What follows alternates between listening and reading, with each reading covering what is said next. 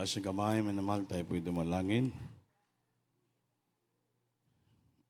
Opo, nakilang Diyos po, maraming salamat. Pinupuri ka namin pasalamatan sa samba sa araw na to. Dahil ko'y napakabait mo sa aming buhay, malapay noon. Kailanman wala kami nakitang masama, binigay mo sa amin, puro na lang kabutihan at kabaitan. Maraming salamat, Lord, kaya karapat dapat kang purihin, sambahin, pasalawalhatiin ang ikalang pangalan. Panginoon, ka nagkilos ka sa aming kalagitnaan. You inhabit our process, O God. Hallelujah. To the first prayer of our beloved, dearly beloved whole pastor, Willis Almeida, and with the most servant, to deliver with love and message to the brethren, Lord. I bind Satan us out in this, Lord. I can do nothing without you, my God. Please anoint me. In Jesus' name. Amen. Praise the Lord. Praise the Lord.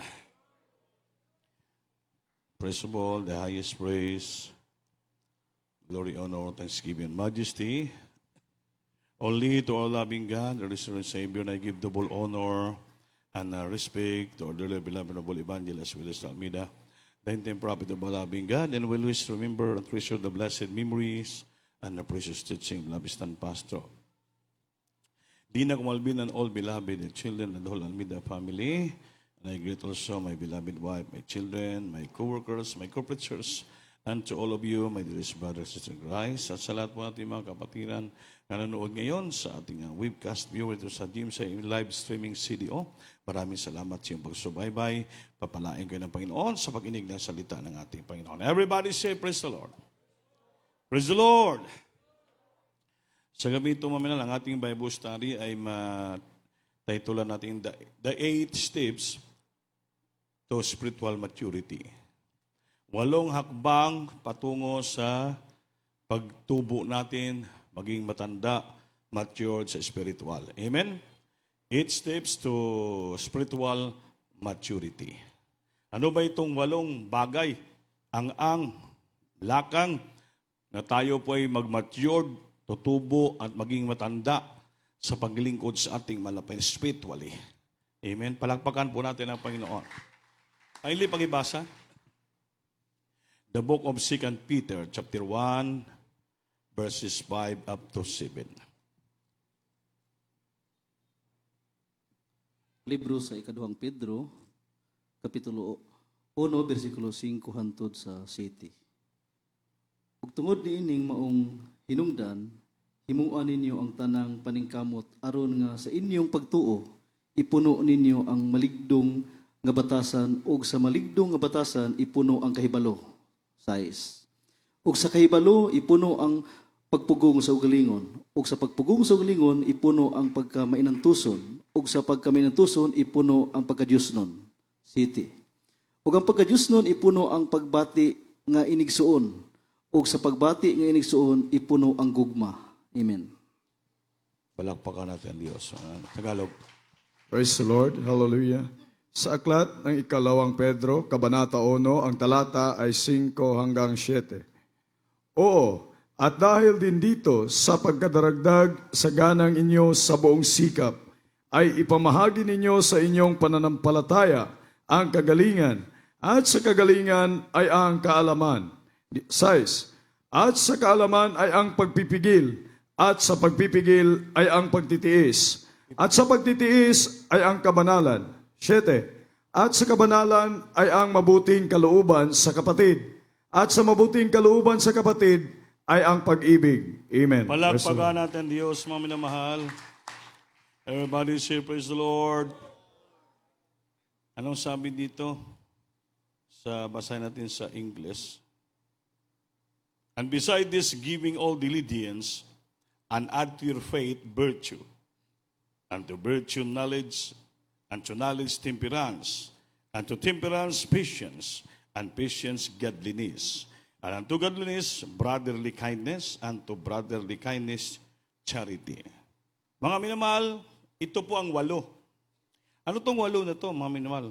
Una po ay faith, panampalataya. Amen ba? Panampalataya. Iuna natin sa huli. Kaya ang una dito, pag-ibig.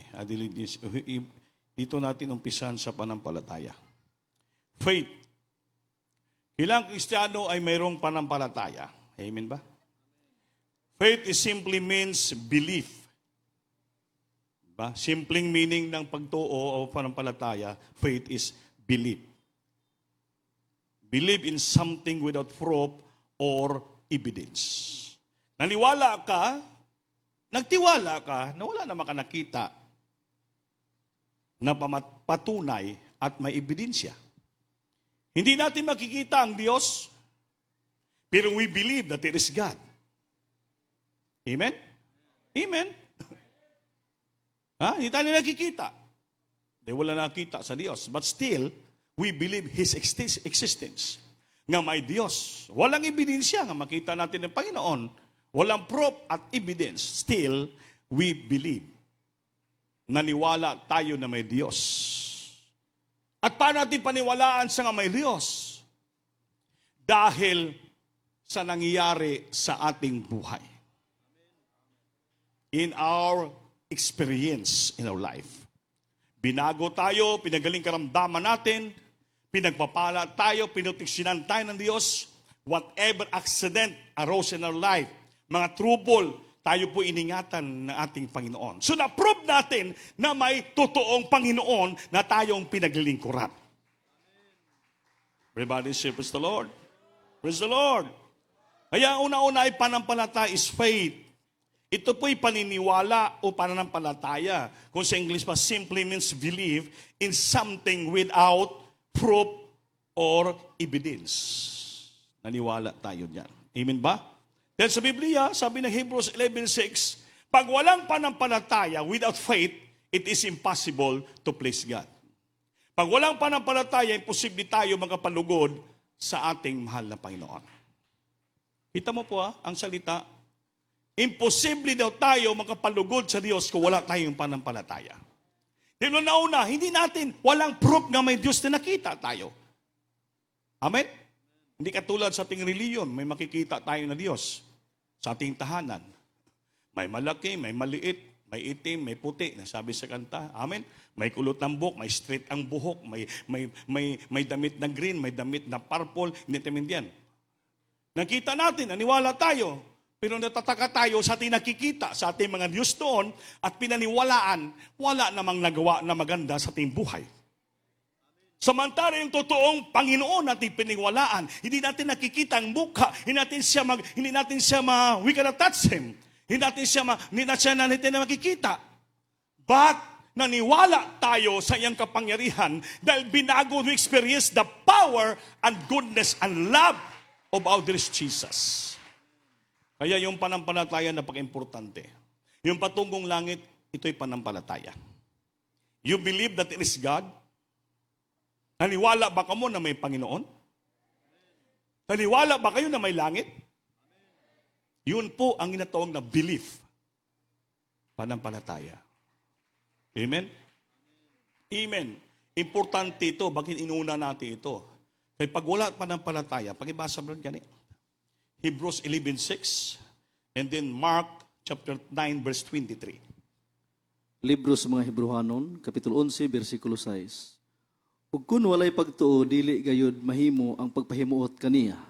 Kay bisan kinsa nga magaduol sa Dios, kinahanglan magatuo sa iyang pagkaanaa, ug nga siya magabalos ra sa mga magapangita kaniya. Amen. Tagalog. Praise the Lord. Hallelujah. Sa aklat ng Hebreo, Kabanata 11, ang talata ay 6.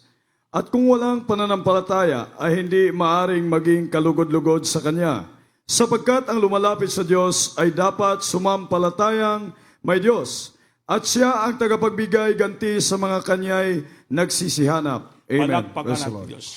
Titingnan nyo nga itong statement na to, yung salita na to.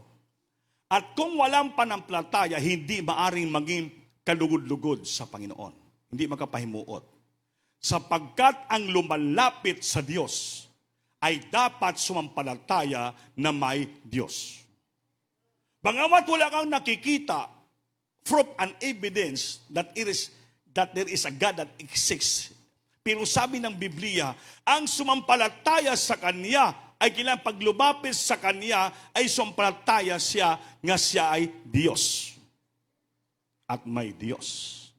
At siya ang tagapagbigay ganti. Ito pakinggan niyo po. At siya ang tagapagbigay ganti sa mga sa kanya'y nagsisihanap. Nanampalataya tayo na may Panginoon, lumapit tayo na may Diyos, at sa lahat na lumalapit sa Kanya at naniniwala, siya pong magbigay ng gantimpala, reward sa lahat na mga naghahanap sa Kanya. So pamalaan tayo ng pananampalataya, wala tayo ng paniniwala, minsan lumalayo tayo sa Diyos, tayo lumalapit. Pag lumalayo na tayo sa Panginoon, ibig sabihin, magkaroon na tayo ng unbelief. So pag mayroon tayo ng unbelief, mga minamahal, wala na pong reward na tayo po'y matanggap sa Panginoon. Amen ba? Amen ba? Kasi sabi, you must believe and that He is a rewarder to them that diligently seek Him. Siya pong magbigay ganti, reward sa lahat na nagsisikap na naghahanap sa Kanya. Kaya sikapin natin na hanapin talaga natin ang ating mahal na Panginoon.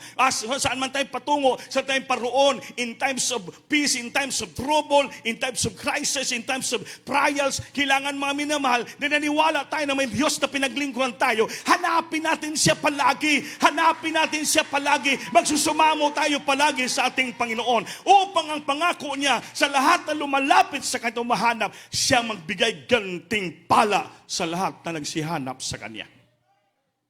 Amen ba? Kung gusto natin hindi tayo mawalaan ng gantipala sa Diyos, blessing, palagi tayo magsusumamo. Hahanapin palagi natin ang katuwiran ng ating Panginoon. Dahil may mga Kristiyano, mainit lamang magsihanap sa mukha ng Diyos pag mayroong mga laking problema. Pag walang problema, marang hindi na makapaggising at palakpakan at purihin ng Diyos. Pag walang problema, hindi na makasamba ng kumplito. Pero pag maraming problema, grabe, maaga pa rito sa sambahan. Pagluhod pa lang, napupuspos, umiiyak na. Grabing paglapit sa Panginoon. Grabing pagsusumamo. Pag may problema, grabing pag-iyak sa ating Panginoon. Hindi po yan ang gusto ng ating Panginoon. Ang gusto ng Panginoon, mayroong ka mang kalinaw, mayroong ka ng pakayapaan, mayroong kang kaguluhan sa buhay, may problema ka, palagi ka maglalapit, hanapin mo palagi ang ating Panginoon. Bakit? Naniwala ka na may Diyos, kailangan mo sang purihin, sanggunihan palagi. Amen ba? Sabi ng Biblia He that cometh to God must believe that He is and that He is a rewarder of them that diligently seek Him. Sa lahat na lumalapit, naghahanap sa Kanya, siya po ang magbigay gantimpala sa mga taong lumalapit at naghahanap sa Kanya. Amen ba? Malakas tayo mapuspos pag may problema. Pag walang problema, easy lang tayo. Di tayo nagpupuri ng maayos, tayo magpalakpak, panay tayo kwintuhan sa likod. Panay tayo kuhitan niya, palagi cellphone yung hawak natin. Di walang problema eh. Pero pag masira ang cellphone, gabi nang iyak. Amen? Di wala na makitang YouTube eh. Wala na makitang Facebook. Grabe iyak, Lord. Sana ba yung cellphone ko? Bakit wala? Hanapin mo, Lord, ibalik sa akin. Grabe yung pagsumamo. Nawala ng cellphone.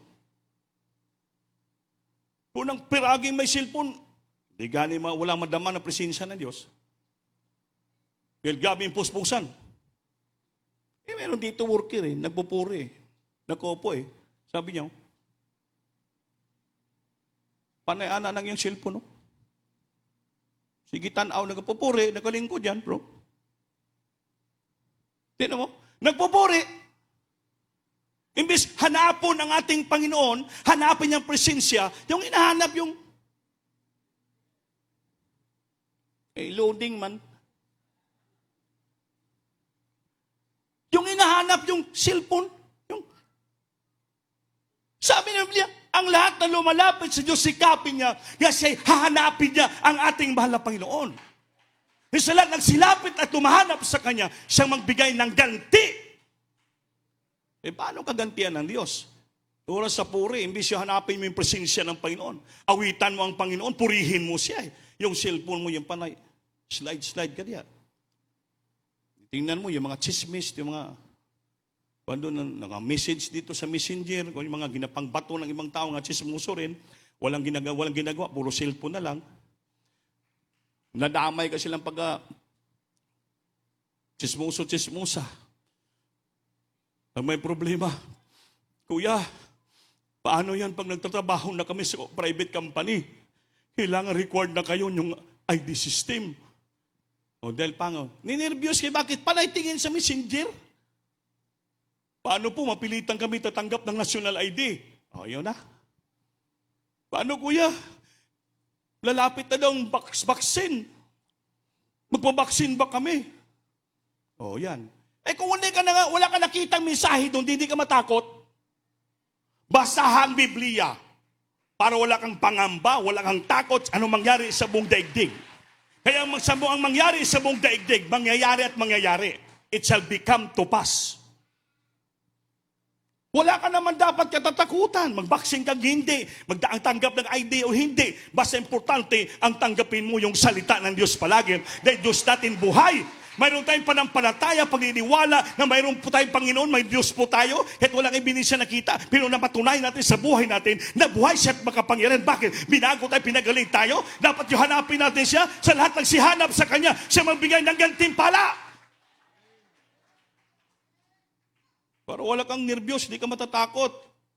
May vaccine kang wala, may ID system kang wala. Bahala na, basta may tatak ka ng banal ng Espiritu sa puso mo. Yan importanteng vaccine, yung Holy Spirit. Importanteng identification data, yung Holy Spirit. Ng pagdating ng araw, pagbalik ng Diyos, pagtunog ng trumpita ng Panginoon, langit ang ating puntahan. Masama tayo sa rapture. Everybody say, praise the Lord.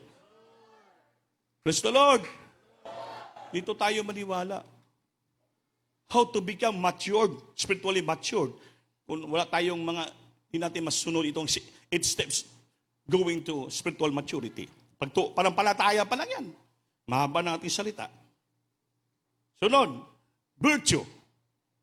Ano ba yung virtue? Itong virtue, ugali ng tao to, kabutihan at kabanalan. Amen ba? A quality of doing what is right. That is virtue. Abilidad mo na kung yung gagawa ka ng mabuti at tama. Dapat ang Kristiyano may virtue. Ito sa kasulat sa Biblia. Mayroon kang gitawag na ugali katulad nito. Nga mayroon kang kabanalan, mayroon kang kabutihan na nagagawa. Mga minamahal. Virtue. A quality of doing what is right or good. Kailangan gagawa ka ng isang bagay na mabuti palagi sa harapan ng Diyos. Mayroon kang integrity, integridad. Mayroon kang katapatan sa ating mga Panginoon. During sa pagsampa, pagpupuri, pakita mo integrity mo, yung katapatan mo sa pagpupuri, pagharap sa ating mahal na Panginoon. Maging honest ka, mayroon kang itawag na karangalan. Honest, hindi ka magluluko. Honesty is the best policy. Maging honest ka. Mayroong karangalan sa buhay. Bahala anong mangyari sa buhay, magutom ka, mahirapan ka, kailanman hindi ka magnakaw. Hindi ka maging sinungaling. Ang karangalan, integridad na natili sa buhay mo. Amen ba? Morality. Ano bang morality? Kailangan ng mga may naman, mayroong kang kalidad. Mayroong kang kabutihan sa buhay. Mabubuting asal. Ito na morality. Mabubuting may kabutihang asal ka sa buhay. Mayroong kang gitawag na kalidad sa buhay. Morality. Hindi masira, yung sabi, huwag mo sirain yung morality mo. Huwag mo sirain yung kalidad ng buhay mo. Huwag mo sirain yung mabubuting asal sa buhay mo. Meron kang morality. Kay Kristiyano ka. Ipakita mo palagi yung virtue, yung kabanalan, kabutihan sa buhay mo, na mayroon kang abilidad na gagawa palagi ng tama at mabuti sa harapan ng Diyos. At sa iyong kapwa Kristiyano at inside the church. Dalawang steps pa lang tayo to spiritual maturity. Naunawaan nyo ba? Nasabtan yung virtue, kabutihan, kabanalan, abilidad mo, quality ng buhay mo, nga maghimo ka palagi ng tama, insakto, mabuti. Mayroon kang integridad, mayroon kang integridad, mayroon kang katapatan sa Diyos, sa iyong kapwa. Honest ka, may karangalan ka, may moralidad ka, at may mabuting asal ka. Morality. Yan po ang sabi ng Biblia. Everybody, praise the Lord. Malinis palagi yung puso mo. Amen. Mayroon kang pusong laman na marunong maging honest ka sa Diyos. Punong-puno ka ng presensya ng ating mahal na Panginoon. Everybody, praise the Lord. Praise the Lord. Ezekiel chapter 36, verse 26 up to 27.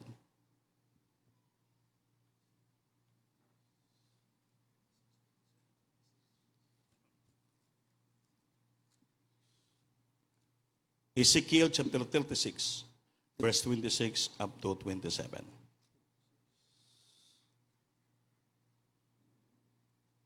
Libro sa Ezekiel, Kapitulo 36, versikulo 26, hantod sa 27. Hatagan ko usab kamo sa usa ka bag-o nga kasing-kasing, ug ang usa ka bag-ong espiritu, Amen. igabutang ko sa sulod ninyo.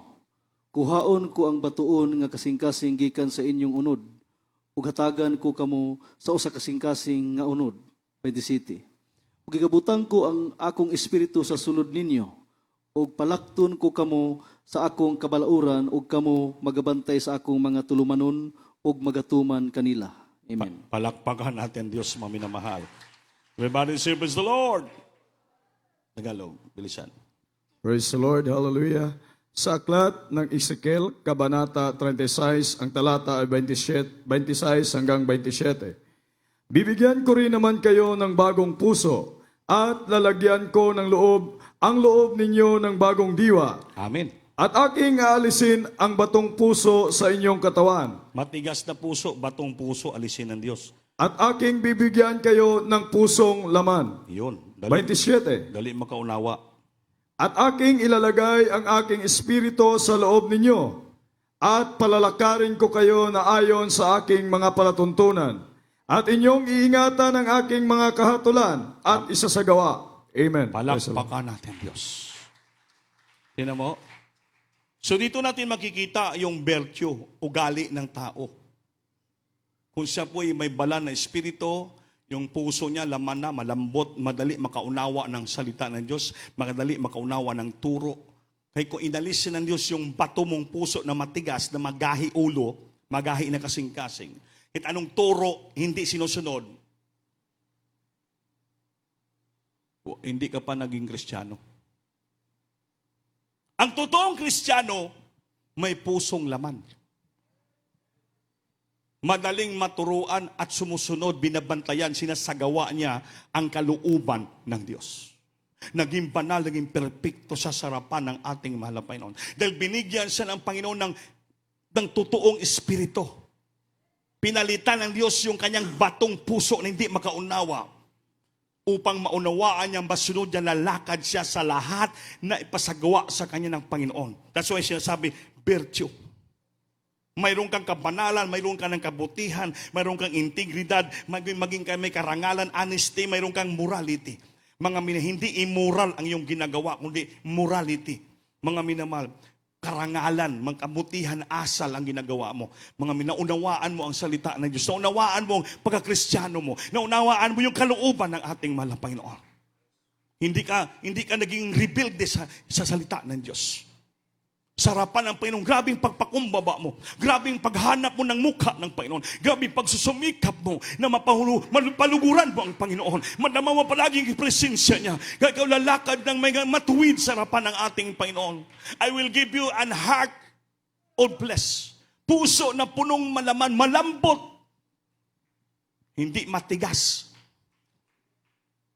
Naunawaan niya ang ginagusto ng Diyos sa buhay niya. Hindi yung matigas yung puso na tao, pabalik-balik na yung salita mo, hindi na makaunawa. Kung ordinaryo ka lang tao, makaingong nga matigas, gahi man yung ulo nga tao. Makaingong nga gahi, kasing-kasing, siguro pagsabot ni. Pero ang taong binalitan na ng Diyos yung puso niya ng pusong matigas na bato, ng pusong laman, siya po'y lalakad ng maayos, may integridad, may morality, may honesty, sa harapan ng tao at sa harapan ng Panginoon. virtue. There is virtue. May kabutihan at kabanalan na siyang ginagawa. Pangatlo, knowledge. Mayroon na siyang kaalaman. Mayroon na siyang nalalaman. May alam na siya at mayroon na siyang nalalaman. Mayroon na siyang knowledge. The knowledge, understanding. Understanding, then wisdom. Ito po, mayroon na siyang karunungan. Psychological to psychological perception ng tao na sa gagawa ng tama. Dahil mayroon na siyang nalalaman at mayroon na siyang kaalaman, mayroon na siyang pag-uunawa at mayroon na siyang decision, capability of consciousness, choice, and decision and perception. Mayroon siyang tamang konsensya sa isipan niya na kanyang gagawin niyang tama, madesisyonan niyang tama at insakto na dapat gawin niya. Yun ang tawang may knowledge na. Importante, nakasulat sa Biblia. Bakit tinuro to sa Biblia? Dahil kailangan to si Kristiyano. Paano ka tumbubo maging matured sa spiritual sa pagsunod sa kalooban ng Diyos? Makita mong tao na matured na, Kristyanong matured na, hindi ka na magsagi balik-balik istorya.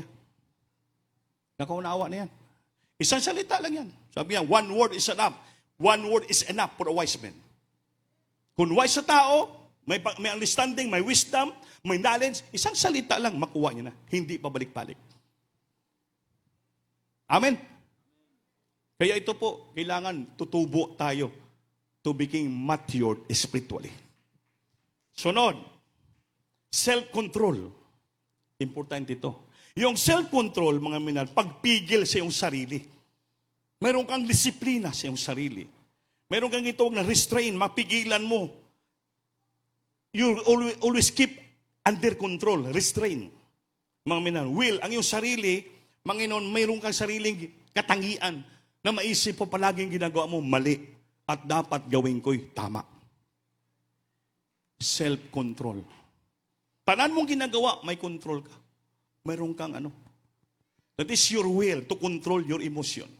Control your lust and carnality. Mayroon kang disiplina sa sarili. Mayroon kang self-control. Dahil bakit? Mayroon ka ng banal na espiritu na mag-control sa iyo na hindi ka nagagawa ng mali at kasalanan sa harapan ng Diyos.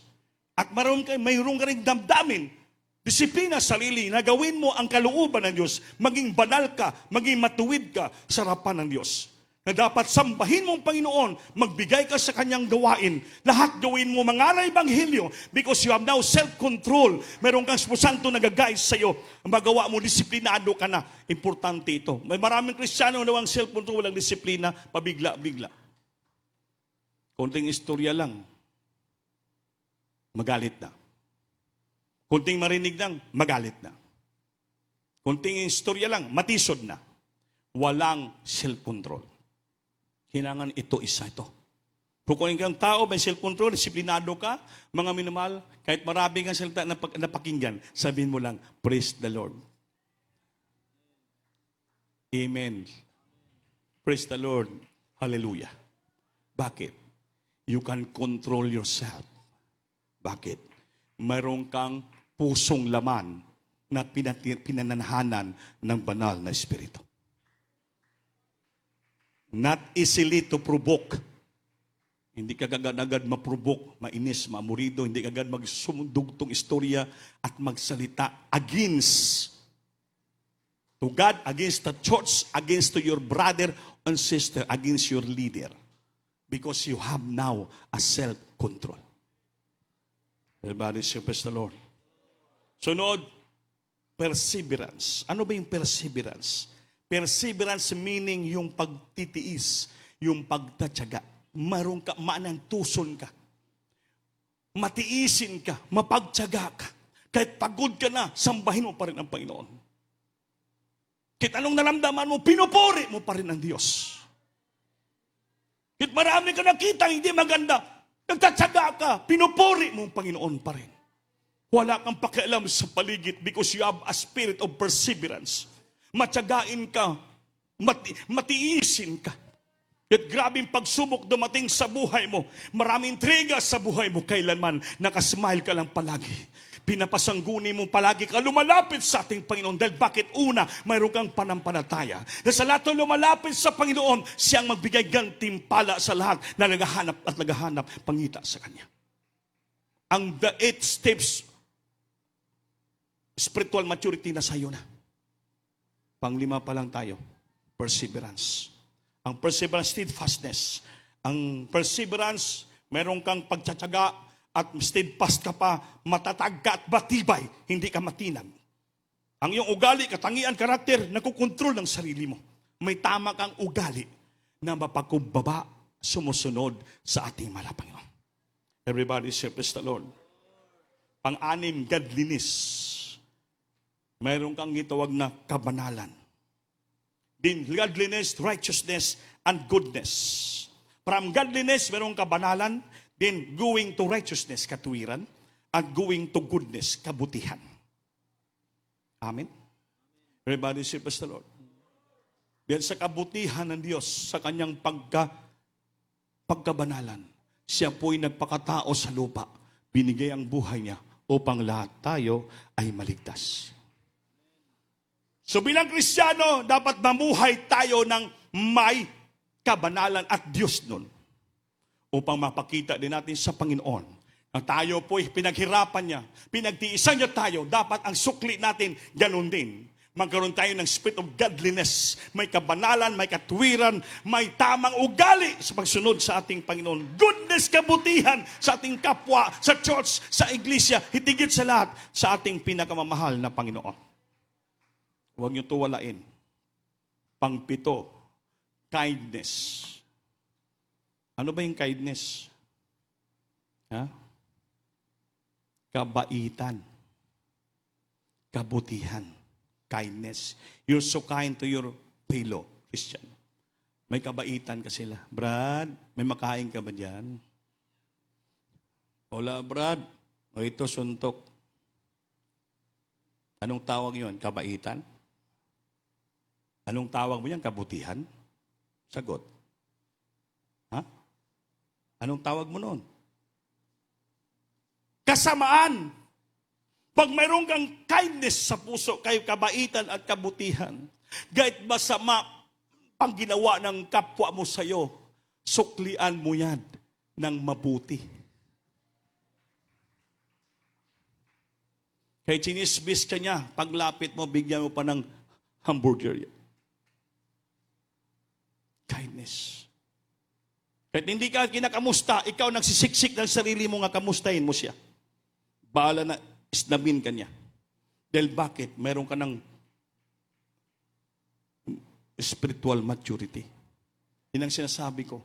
Pag ikaw matured na Kristiyano, ikaw mag-unawa sa Kristiyanong hindi pa matured. Kung ikaw ang nakaunawa, ikaw ang matured, dapat ikaw mag-unawa sa Kanya. Hindi siyang mag-unawa sa iyo. Dahil hindi pa siya spiritual mature. Kung ikaw spiritual mature na Kristiyano, ikaw mag-unawa sa taong Kristiyanong hindi pa mature. Hindi na ikaw pang matisod sa Kanya. Dapat ikaw mag-uli sa Kanya haron siya matisod. Your kindness, ipakita mong kabutihan mo. Ang imong kabaitan sa iyong kapwa. Hindi yung mukha mo palagi lang naka-smid. Harapan ka sa mag-isa. Alam mo sinong dapat pag dumaan ka sa iyong kapwa, hindi ka binabati, nakasmile ka. And bakit may kabutihan ka, may kabaitan ka, kindness. Hindi yung magdaan dyan. Ba't sino sila? Sila labang pogi? Sila labang gwapa?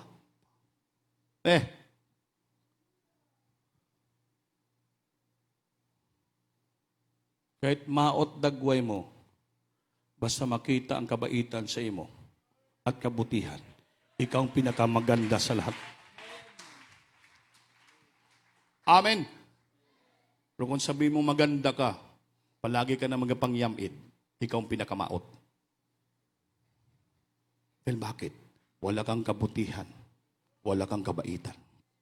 Wala sa iyo ang banal na espiritu. Amen. Kindness, benevolence, kabutihan, at mayroon kang kawang gawa. Benevolence meaning kawang gawa. Ano yung kawang gawa? Kaya yung mga madre, pinapalagi na pinapairal yung kawang gawa. Kasi bakit? Nag-aalaga sila ng mga bata, nag-aalaga ng mga matatanda. Sa kumbinto, pinapakain na. Yun ang ginagawa ng kawang gawa. Kawang gawa lang. Pero wala sila sa kaligtasan. How much more na kita? Nandito sa atin yung totoong Diyos at makapangyarihan. Na sa katotohanan, tayo sa totoo, dapat malabwan pa natin, malampasan pa natin yung mga kabaitan at kawang gawa pinapakita ng mga tao sa reliyon. Then sa Biblia, if you not exceed the righteousness of the Pharisee, you cannot enter into the kingdom of God. Hindi daw natin malampasan ang katwiran at kawang gawa ginagawa ng mga Pariseo. Hindi daw tayo makapasok sa kaharian ng Diyos. Everybody say, praise the Lord. Praise the Lord. Mamaya, matagal tayo nagsasamba. Yung nakautang sa'yo, kailanman di mo mamakamusta. Hiling namang utang dito. Meron tayong Kristyano may negosyo. Pinipilit na ipautang doon sa kapatid na niiwan sa bangko. Brad, bahala ka na dyan, Brad. Dandahanin mo na bayad. Pinipilit mo na mga-utang. Ayaw niya naman. Iniwan mo, di kunin niya na lang. Ngayon po, pagkatapos ng araw, Brad, bayad, Brad. Says bayad. Hindi ka magbayad, sa barangay tayo. Magkita tas kapitan. Pinilit mo Tingnan mo. Saan ngayon yung kabaitan natin yan? Saan yung kawang gawa natin? Hindi na kami magkamustahanay. Katabi kayong bangko. Papus-pus-pus-pus. Papus-pus-pus pa sa Facebook. Amen. Nahulog tayong plastikan. Dahil walang kindness sa puso natin. Wala tayong kabaitan at kabutihan sa ating kapwa. Marami dito matatamaan. Alam ko. Nagtubo ka ba sa spiritual? Wala. Wala. Hanggang ngayon, Kristiyano kang hypocrites. Ano yon? Plastic. Magaling ka lang pag makautang, pag mabayad, hindi na. Pag mangutang, nakasmile. Pag magbayad, nakayamid na. Pag pinapautang, tuwang-tuwa, salamat brada, tinatulungan mo ko sa ngayong problema. Pag sinisingil, bakit? Kasalanan mo yan, pinautang mo ako. Panay ka paningil, alam mo wala pa kong pera. Tingnan mo. Yan ang mga Kristiyanong bantay sa lakay. Ang tawag yan, opportunista. Amen? Ang Kristiyanong tunay, tumutubo na sa spiritual, puno ng kabutihan, puno ng kabaitan, puno ng kawang gawa siyang kapwa, mapagmahal, mapagmalasakit, mapag-unawa. Umiiyak ang puso niya, manakita ang kapwa niya naghirap. Hindi niya matiis, hindi tulungan at bibigyan. Mayroon siyang totoong pag-ibig. The last is love. May totoo siyang pag-ibig. Kindness and love. Ano ba yung pag-ibig? Alam niyo naman yung pag-ibig. Strong positive emotion of affection. Malakas na emosyon mo of good and affection. Mabuti at affection. Yung pag-ibig na nanaramdaman mo sa iyong kapwa. Yung tawag sa Biblia, agape. Agape, sacrifice. Yung tinatawag na the love of God in Christ for mankind. Ang gitawag na agape love, kasama yung sakripisyo. Yan ang pag-ibig, the highest type of love that is came from the Lord. Agape love. Yung tawag na pag-ibig ng Diyos, pagmamahal ng Panginoon sa mga tao sa buong daigdig. That's why binigay niyang buhay niya, nagsakripisyo siya, nagpakamatay sa krus Kalbaryo, nagdusa upang ipakita ang pagmamahal sa tao. The love of God or Christ for mankind. Yung tawag na agape. sacrifice, love. Yan ang sinasabi ng Panginoon. Grabe ang pakita. Kahit nababayubay sa cross, sinipa, linatigo, minura, sinipa ng tao hanggang namatay, tinusok ang giliran, tumulo ang dugo. Grabe nangyari sa buhay natin. Ngunit Panginoon, tungkol siya ay Diyos puno ng pag-ibig, the highest type of love na may sakripisyo, magawa niya pang sabihin, amahan ko, patawarin mo sila. Dahil hindi na alam ang kailang ginagawa. Dapat ang Kristiyano may katulong pag-ibig. Kahit siraan ka, kahit sismisin ka, pagsabihan ka ng salitang iba-ibang salita laban sa'yo, totoo man na hindi, dapat ang sabihin mo, Panginoon, patawarin mo sa nilang ginagawa. Mahal ko pa rin sila. Hindi ka mag-retaliate, hindi ka lalaban, hindi mo sasulugin, hindi mo siya batuhan din ng mga salita sa Facebook, insultuhin mo siya, but still, sabihin mo, kapatid, mahal kita. Pinapatawad kita. Ito pong pangwalo. The last steps going to spiritual maturity. Kailangan ma-enhance natin yung pag-ibig sa puso natin. Pure love, agape love, ay pinakita ng Panginoon nung siya po'y nakabayubay sa krus ng Kalbaryo. In Luke chapter 23 verse 34, na sinabi niya, amahan ko, patawarin mo sila, di alam ka lang ginagawa. Si Pedro, apostolis ng Diyos, nagtanong, Lord, how many times shall I forgive my brother or sister that sin against me? That sin against me. 7 times ba o 70 times 7? Nagtanong si Pedro. Sabi ng Panginoon kay Pedro, Pedro, walang katapusan ang pagpapatawad mo. 70 times 7 ang patawad. Ibig sabihin, walang katapusan. Walang hangganan ang pagpapatawad mo sa iyong kapwa. Hindi mag-abot kagad kayo sa barangay. Mag-abot kayo kung saan-saan. Mga minamahal. Kung kayo ay nagtubo na spiritual, wala na dapat kayong puntahan. Kayo lang magsitol dalawa. Bakit? Mga matured na kayo. Mayroon na kayong pagmamahal. Mayroon na kayong kabutihan. Mayroon na kayong matatag na panampalataya. Mayroon na kayong kaalaman, knowledge. Mayroon na kayong self-control. Mayroon na kayong kabanalan. Yung ugali nyo, virtue, integrity, honesty, and morality, mayroon na kayo. Alam na nyo. Dahil ang puso nating bato na batigas, pinalitan ng Diyos ng malambot na puso. Laman na marunong mag-unawa. Marunong magpasinsya. Marunong magpatawad. Marunong malawak ang pag-unawa. May totoong pag-ibig nagmumula sa Diyos. He is willing to sacrifice because of love to his brother and sister, to his family, to the church. He is willing to sacrifice himself for others, to other people. Yan pong totoong pag-ibig. Ibig sabihin, tumutubo na tayo. Hindi mo binibilang yung sakripisyo mo sa Diyos. Hindi mo binibilang yung nagawa mo sa ating mahal na Panginoon, sa iyong kapwa. Hindi mo binibilang yung binibigay mo. Hindi mo binibilang yung fasting mo. Hindi mo binibilang yung sakripisyo mo. Isipin mo, wala pa akong nagawa kahit isa. Kulang pa yung nagawa ko. Ikatumbas sa paghirap ng Diyos sa akin sa cross ng Kalbaryo. Father, forgive them for not do what they do.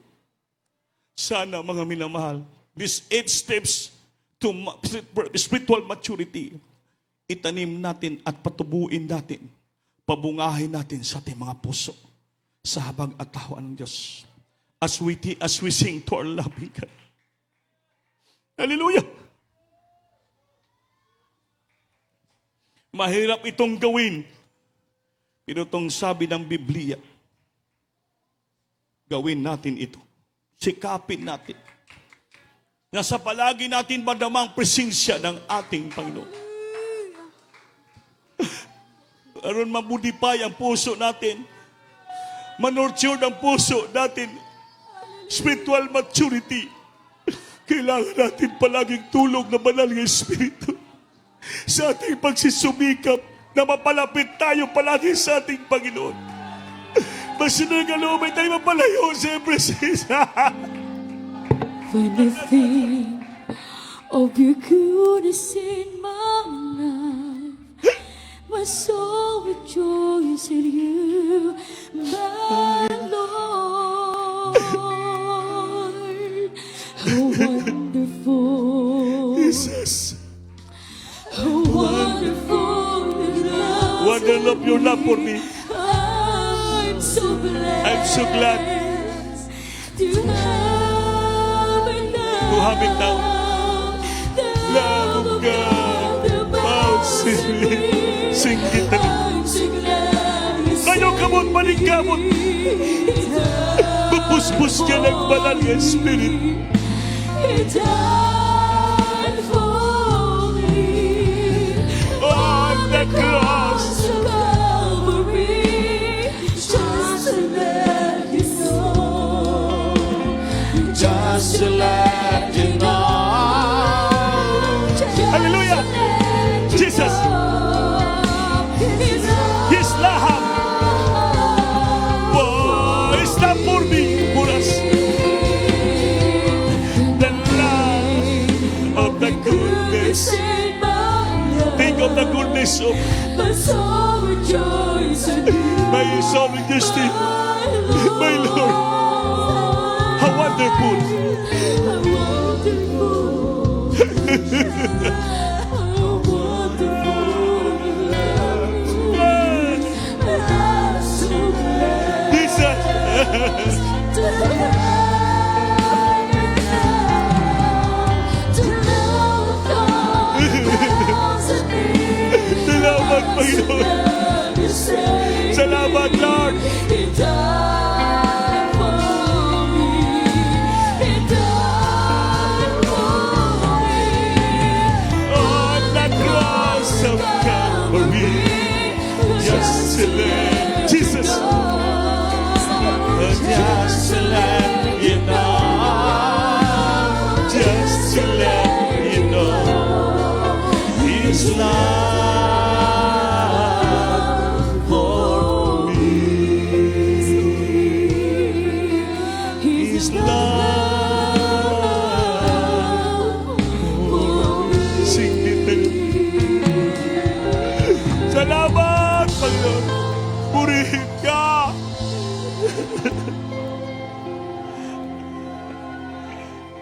The 8 steps to spiritual maturity.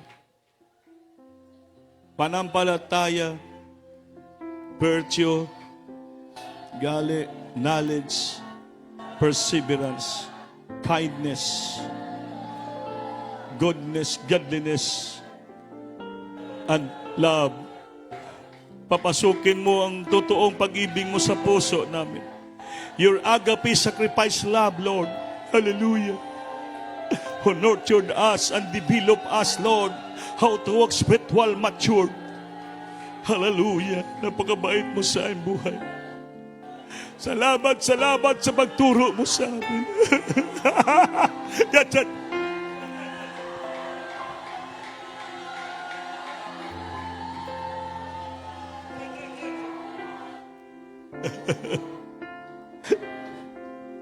Mga minamahal, habang nadamang-daman yung presensya ng Diyos, itaas ang kamay, lahat ay dumalangin.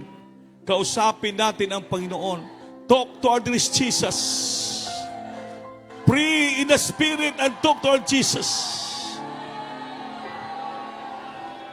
Hallelujah! Hallelujah! Hallelujah! Purihin ka, mahal na Panginoon. Maraming salamat sa iyo, mahal na Panginoon. Sunod dalangin ng aming dearly beloved pastor sa mga oras na to. Mananahan ka sa puso ng mga anakan mo, Lord. Itanim mo sa puso nila yung 8 hakbang patungo sa spiritual maturity. Tulungan mo kami, Lord, mamuhay niini. Dahil kung wala ka sa amin, wala kami magawa. Teach us how to walk with kindness, love, faith, virtue, knowledge, perseverance, godliness. Tulungan mo kami, Lord. Tulungan mo kami, Lord, to become more spiritual mature. Gatiwalaan mo kami sa mundo sa looban. Pagpalain mo kami lahat sa gamito, sa material pins na bagay. Bless us so much to the first prayer. Bawit Pastor, in Jesus' name. Ipatong kami sa ulo niyo. Kayo na mismo mag-rebuke sa lahat-lahat. Hindi po kaya aya sa Diyos nating ginagawa. Dahil yung salita niya nagtuturo sa atin. Opo, Panginoon. Kami susumamo sa iyo mabang kapangyarihan sa gitnaan, Lord. Bless. Remember the children completely. Remove their unbelief and doubts, their weaknesses in their heart. Teach them, Lord, to walk spiritual matured sa paglingkod siya. Pagpalain mo sila sa material sila bagay sa pangalan sus. Hallelujah. Yes, by the prop ng les. Di mo siyempre may singers and discuss out. Mo yung kahiluhinaan, kahirapan, kalistanan, karamdaman, alisin mo sila. Bless them so much. Pinansili Spirit God. In Jesus' name. Amen. Praise the Lord. Hallelujah. Everybody say, praise the Lord. Palapakan natin Diyos maminamahal at ay tumayo. Taas yung kamay. Sigaw tayong tulog ka bisis. Hallelujah, praise the Lord. Hallelujah, praise the Lord. Maminamahal, huwag mag-absent. Patuloy tayo maglingkod sa Diyos. Yung mga hindi pa nagpag-fasting, Holy Supper natin sa Sunday. Mga minamahal, mga preachers natin, mga instrumentalists, mga staff sa ICO, choir, children's and spines, singles, kapatiran, gusto willing magsakripisyo para ma-revive ka mo. Kailangan nyo po mag-fasting. Dati Holy Supper natin. Tumindog tayo, mga mahal. Tumilabir Preacher Lulong Sibilia sa ating closing prayer. Ihagin niyo po sa boxes natin, sa puting box, 5 pies pataas. Then, ang pula ay sa ating para sa lupa natin. Ang inyong mga pledges po, iputin nyo na kaya hapit nating anniversary, December 20. Praise the Lord po, ating beloved ordained preacher and Divinias. Hallelujah, manamahal, manalangin po tayo. Hallelujah. Opo, ang mga banal Diyos, kabigyan sa lahat banal na pangalan ng aming mahal na Panginoong Isus. Unang dalangin sa aming ginagalang sa iyong mga pastor, Evangelist Wilde Estrada Almeida. Mga Panginoon, maraming salamat po sa tagumpay sa iyong banal na gawain sa gabi ito, mga Panginoon. Maraming salamat sa MC Solemn Song, sa mga testimony na aming napakinggan sa mga kapatiran, sa mga pag-awitan, sa beloved Finest Choir, aming nadamay yung banal na presensya, mga Panginoon. Hallelujah. Sa aming pagbibigay sa kaputandog, mga Panginoon, alot higit sa iyong banal na salita, nagpaalala sa bawat isa sa amin, mga Panginoon. Salamat po, mga Panginoon, na kami po ay maging kalugod-lugod sa iyong harapan, sa iyong pagbabalik, mga Panginoon. Hallelujah. Sa aming pag-uwi, sa aming matahanan, mga Panginoon, gabayan mo kami sa aming pagtawid. Hallelujah. Praise the Lord. Ibalik mo kami sa banal na gawain. Hallelujah. Hallelujah. Ito ang aming samadalangin sa banal na pangalan ni Jesus. In Jesus' name. Amen. Praise the Lord. Amen. God bless you po. Bilamanuwag kita manal. We love the Lord as Jesus loves you more. Ang magpalihas nila po.